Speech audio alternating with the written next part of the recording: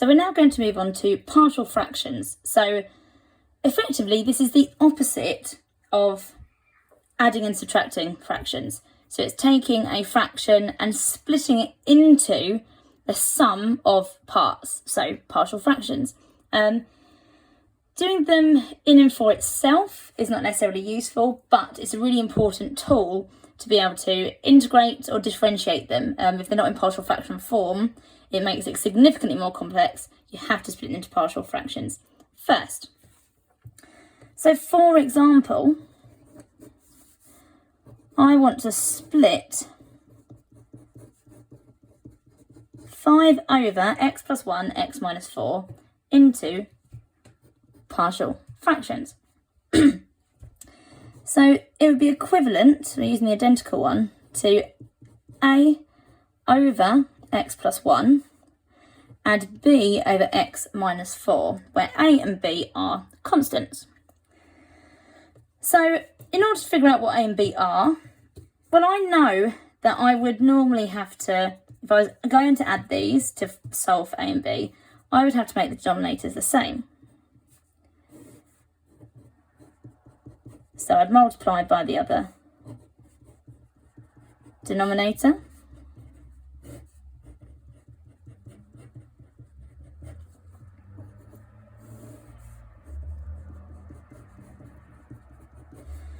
Now if I were to add, so b times by x plus 1.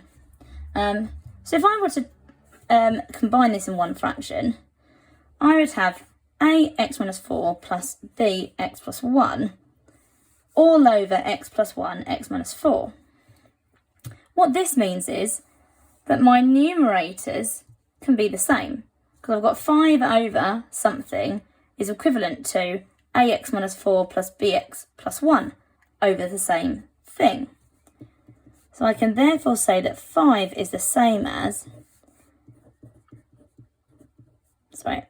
a times by x minus 4 plus b times by x plus 1. That must be the case because they're over the same denominator. Normally, I'm going to go straight to this line. I'm not going to do this. I'm not going to try and make it the same denominator. I'm just going to go straight to this line because I know that that's the process I'm doing. I know that I get this as a result of making the denominator the same. But I don't care about using the denominators at this stage. I just want to use the numerators. So I'm going to show you two different methods to split them into partial fractions. First of all, I'm going to do substitution or elimination, depending on how you think about it. This is my preferred method. This I find much easier. So I have 5 is equal to a times by x minus 4 plus b times by x plus 1. So I want to choose a value of x that will eliminate either a or b by making one of these brackets equal to 0. So it's a bit like solving a quadratic or something. So I'm going to eliminate a first. So what value of x will make x subtract 4 equal to 0? Well, that will be x equals 4. So I'm going to say let x equal 4. And what I get is 5 is equal to, so I've got 0a, 4 add 1 is 5, so I've got 5b. Now obviously I'm not actually going to write 0a every time because I'm deliberately choosing values that will eliminate a. So I've done it for the first one, but from here on in, I will not write the term that is 0 because I'm deliberately choosing values of x that will make a component 0. So if 5 is equal to 5b, then b must be equal to 1. I'm then going to choose the value that will eliminate b here. So what will make this equal to 0? So x will be equal to negative 1. So therefore 5 is equal to negative 1 subtract 4 gives me negative 5. So negative 5a and it would be plus 0 because I know this will be 0. So therefore a must be equal to negative 1. So my final answer, if I'm splitting it into partial fractions, be 5 over x plus 1, x minus 4 is equal to negative 1 over x plus 1 plus 1 over x minus 4. I'm setting it up in the same way as I did in my starter question. My second method is called equating or equate coefficients. Coefficients, I think that's spelled right. So the coefficient is the number in front of a variable, or in front of a particular power of a variable. So we're going to start in the same place. 5 is equal to a lots of x minus 4 plus b lots of x plus 1. So I'm now going to expand my brackets.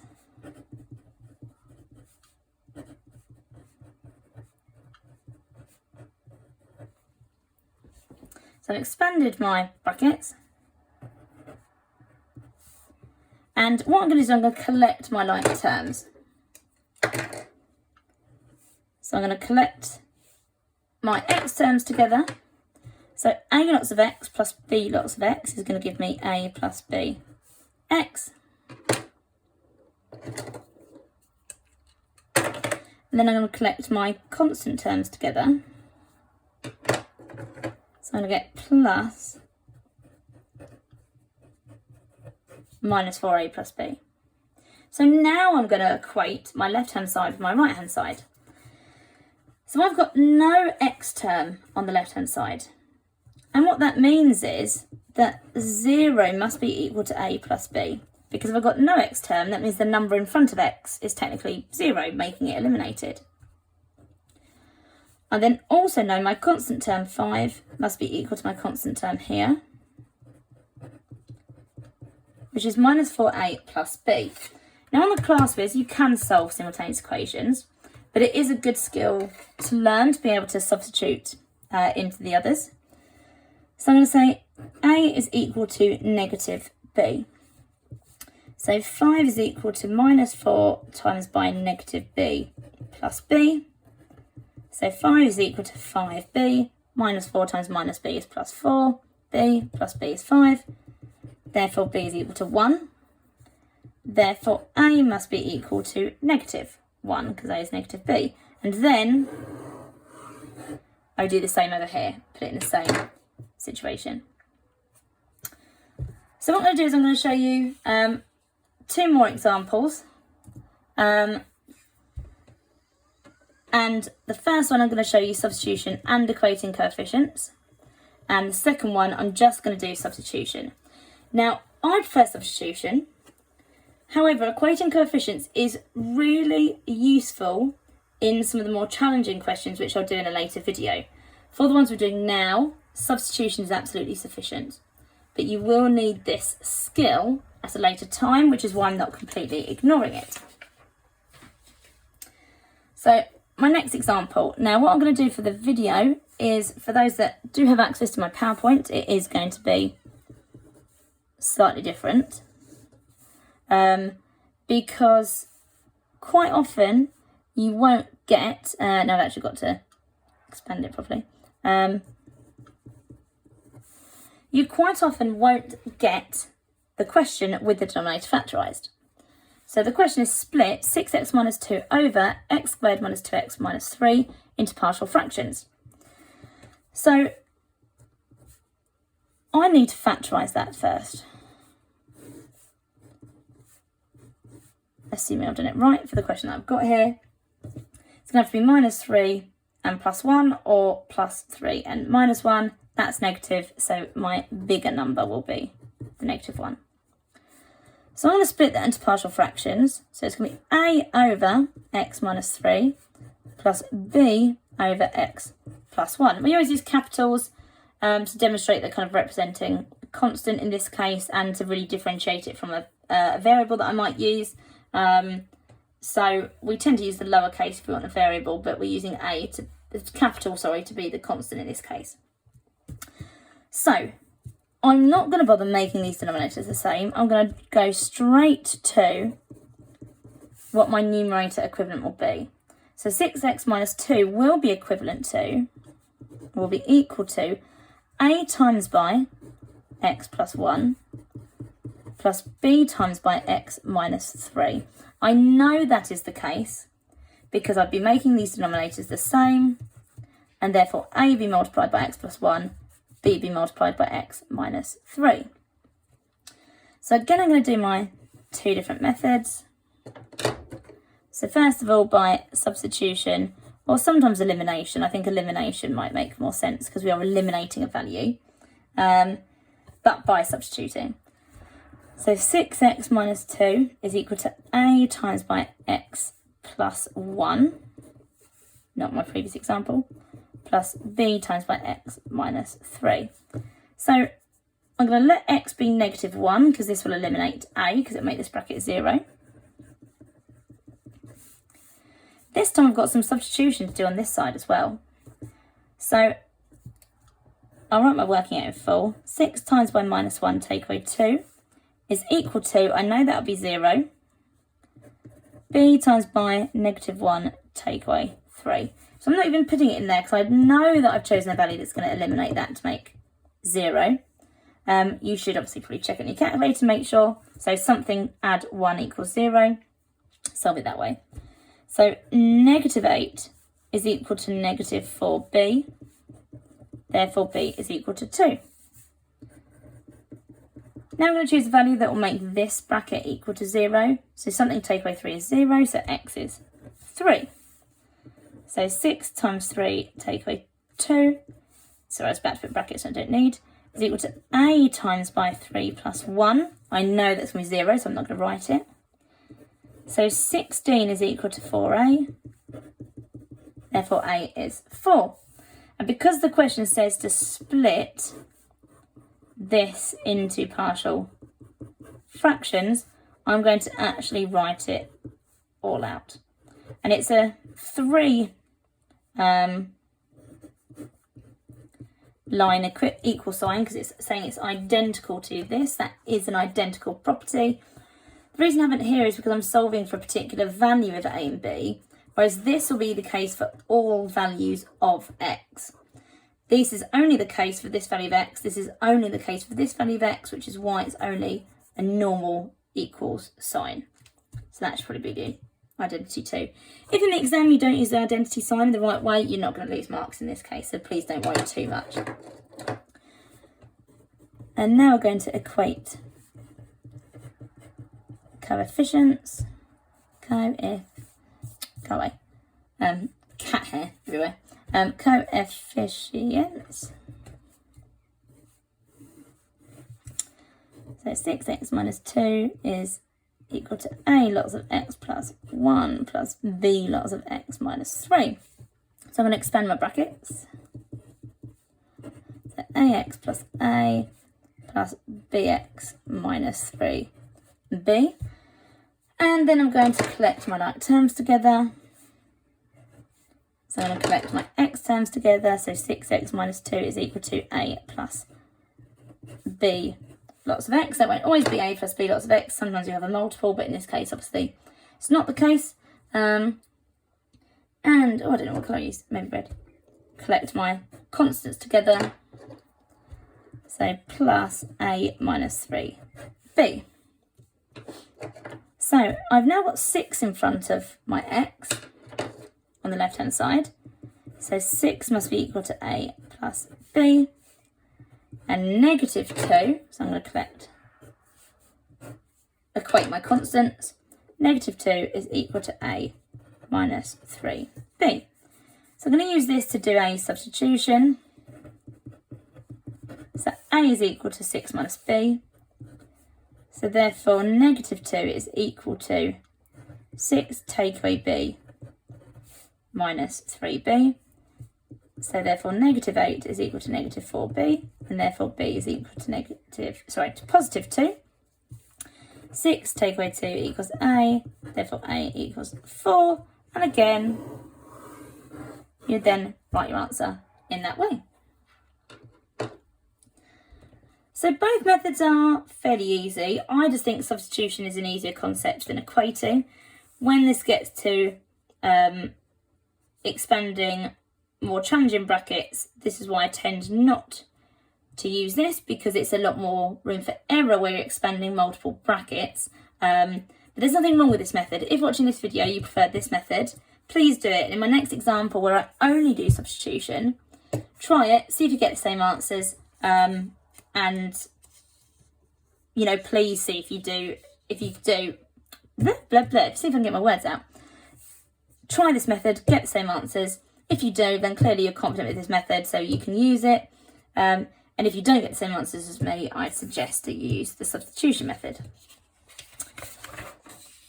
So, last example. Example 3. So, given that 6x squared plus 5x minus 2 over x times by x minus 1 times by 2x plus 1 is equivalent to a over x plus b over x minus 1 plus c over 2x plus 1. Find the values of a, b and c. So because it says find the values, what it means is I don't need to write my final answer back into the partial fractions. I can just find my answers. So the first thing I need to do is obviously equate my numerators. So this time, to make them all the same, a is going to be multiplied by both of these, b is going to be multiplied by both of these, and c is going to be multiplied by both of these. So it's equivalent to a times by x minus 1 to x plus 1 plus b times by x and 2x plus 1 plus c times by, that is a c, not a bracket, times by x and x minus 1. So I said I'm just going to use substitution because I think personally that's easier. And I'm just going to go from left to right. But I just need to think a bit more carefully about what's being eliminated. So I'm going to think about this bracket first, which is in both the a and the c. And I'm going to let x equal positive 1, because this will make this bracket 0 and this bracket 0. So it will eliminate a and c. And for the more complex ones, if you want to write what you're eliminating, you're more than welcome, because it will maybe help you keep track. So I'm substituting into this side. I'm not going to do my working for this one on this side, because it is more straightforward, because that would be 1 and that would be 1. So 6 add 5 is 11, take away 2 is 9. Therefore, is equal to, I'm getting too carried away with my equivalents. It's equal to because it's a specific value of x.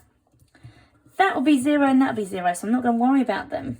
Here, 2 times by 1 is 2, add 1 is 3, times by 1 gives me 3. B, you can obviously use a calculator. Do not forget about it, it's just that I can do these things in my head, so I am going to. If you're someone that makes a lot of simple mental arithmetic errors, please use your calculator for all of these. So 9 is equal to 3b, so therefore b must be 3. I'm now going to look at this bracket, which also happens to be in there as well. So it's going to eliminate a and b. So I'm going to say let x be equal to, so 2x plus 1 equals 0, 2x equals minus 1, so therefore x must be equal to negative half. And this will eliminate a and b. This time you might want to show your substitution, or you can just go straight to your calculator. So let x equal minus half. So 6 times by negative 0.5 squared. Oops, I didn't want to do that. Squared. I've used negative 0.5 because I know that's a half and it's quicker. Plus 5 times by negative 0.5. Always put brackets around your negatives when you put them in. Partially because the calculator does understand that 5 brackets something means multiply. But also, particularly with squares, if you don't put brackets around it, the calculator does BIDMAS. So it would do 0.5 squared and then multiply by negative 1, because that's how that's programmed, is to multiply your answer by negative 1. So if you don't put bracket, it will square it and then make it negative, whereas we want negative a half squared, which we know will be positive. So So 6 times negative half squared plus 5 times negative half, take away 2, which gives me negative 3. So my left-hand side is negative 3. So I know that A and B are eliminated, so I can just look at C. So C times by x, which is negative a half, times by negative a half, take away 1, which is 3/4. So negative 3 is equal to 3/4 of C. So if I were to solve that, I need to times by 4 and then divide by 3, and I get negative 4. Finally, I'll use blue. I'm finally going to address my x. So how to make x equal 0? Well, I just let it equal 0. And this will eliminate B and C, so I'm solving for A. Now again, this one I don't really need to use my calculator. That becomes 0, that becomes 0, so I'm just left with negative 2. So I've got 0 minus 1 times by 0, because I know 2 times 0 is 0, plus 1, which just gives me negative 1. Didn't need to use a calculator, but I know that some people would prefer it. So negative A, obviously don't put negative 1A. So therefore A is 2. And that's my question done, because the question just says to find the constants. And I have found all of my constants. So that is partial fractions. It's effectively going backwards with an addition question.